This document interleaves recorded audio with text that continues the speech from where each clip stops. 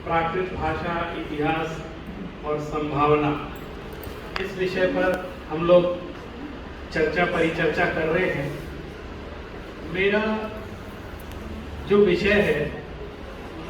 वो ये प्राकृत भाषा को लेकर क्या कर सकते हैं, प्राकृत भाषा के विकास की क्या संभावनाएं हैं। इस दृष्टि से मैं कुछ जो कार्य चल रहे हैं उनकी जानकारी तो आप सभी को है, लेकिन हम लोग किस दिशा में और आगे काम हमें करना चाहिए।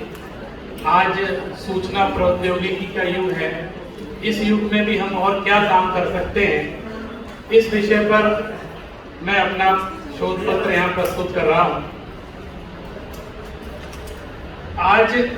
आप सभी जानते हैं कि आज के इस आधुनिक युग में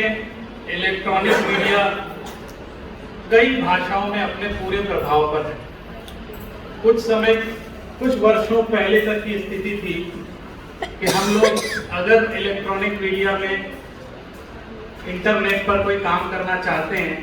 तो सिर्फ हम अंग्रेजी में ही लिख सकते थे, लेकिन विगत कुछ वर्षों में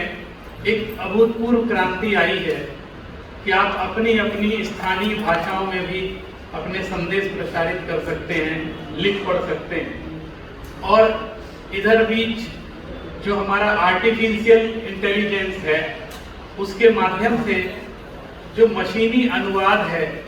उस दिशा में भी काफी कुछ कार्य हो रहा है। और उस दिशा में कार्य भले ही वो बहुत परिपक्व नहीं है, हमें कई समस्याएं आती हैं, लेकिन जिस द्रुत गति से वो आगे बढ़ रहा है, निरंतर उसमें विकास हो रहा है, तो वह दिन दूर नहीं है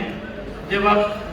किसी भी भाषा का किसी भी भाषा में अनुवाद, हमें काम चलाने के लिए मशीनी अनुवाद बहुत कारगर सिद्ध हो रहा है। यदि किसी भाषा का कोई शब्द है